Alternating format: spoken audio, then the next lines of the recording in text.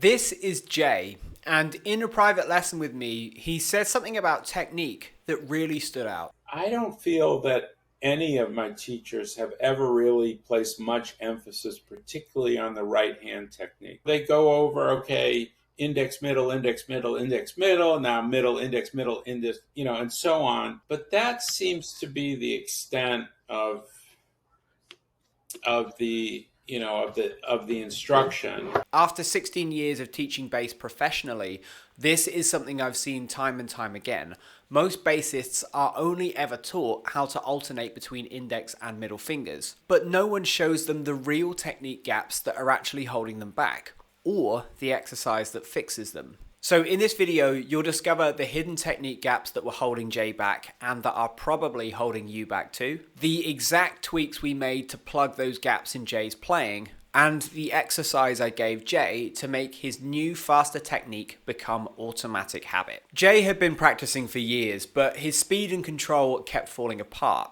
Why? Because, like most bass players, he'd been taught a bit of a half-truth. Just alternate your fingers and practice more. Clearly there was something missing, but all Jay could do was just practice harder and then get frustrated when it didn't work. But in our lesson, Jay started to see the real problem. Technique is about much more than just finger movements. It's about how your entire system works. Your arms, your hands, your muscles, and your habits. So I walked him through the full roadmap, the same one I teach in my fingerstyle workshop, which is linked below, and for the first time, it all started to click. He saw how different muscle groups in the hand actually work, how they clash and create hidden tension that wrecks your speed and tone, how most players actually lock in that tension without ever realizing it, and how your arm and hand position can actually create power and fluency or completely sabotage it. These were the missing pieces, not more drills, not more practice, just gaps in his technique that no one had ever showed him before. It wasn't that Jay couldn't improve.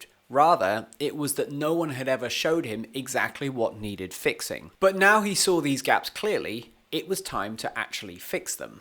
Because technique is a multifaceted thing, we took a marginal gains approach to improving Jay's technique. If we could improve lots of things by just 5 or 10%, that would add up to one big shift. Not just in fluency, but in how relaxed and connected he felt when he was playing. First, his pinky finger. Jay had a habit of letting this flare out when he was playing. That one small thing was creating a surprising amount of tension across the rest of the hand. So we worked on a new hand position that let the pinky finger stay relaxed and loose, and that one small change took a lot of tension out of his hand. Then we cleaned up his finger movements. Jay's fingers were plucking the strings with much more motion than was actually needed.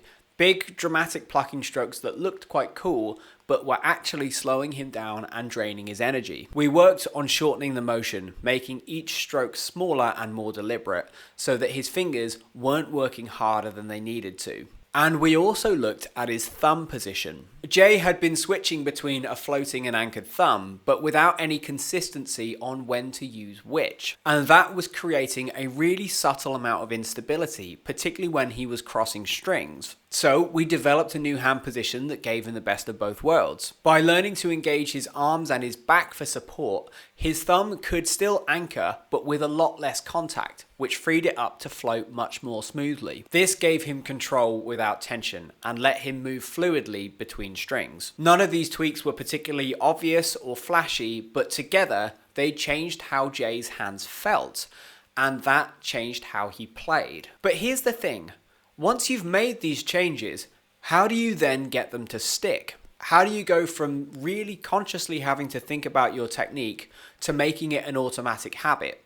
One that works even under pressure of a live gig. Let me show you the exact exercise I gave Jay that helped him make all these changes stick. So this isn't just an exercise, it's actually a practice technique I picked up years ago from a classical piano player and then adapted across to the bass. I used it with students inside the fingerstyle technique workshop, and it is one of the best ways I know to lock in a good technique. The goal is simple, to get your hands deliberately using the right motions until they become automatic. Jay, like a lot of bass players, had this exact problem.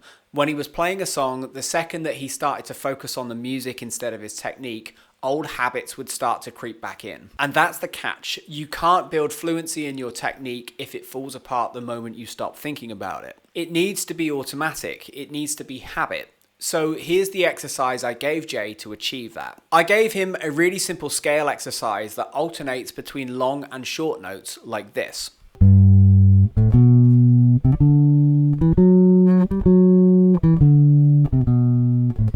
Why does it work? Because it forces you to do two key things at once. When you transition from short notes to long notes, this demands clean, efficient transitions between the fingers, a core skill for fast, smooth playing.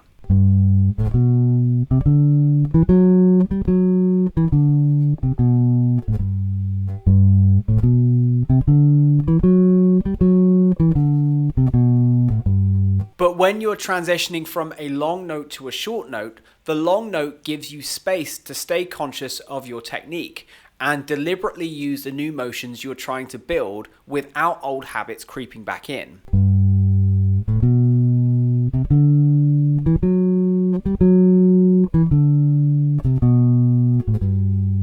And as you improve, if you want to bump up the tempo, you just shorten the length of the long notes. That effectively raises the tempo while still giving you just enough time and space to stay conscious of what your hands are doing.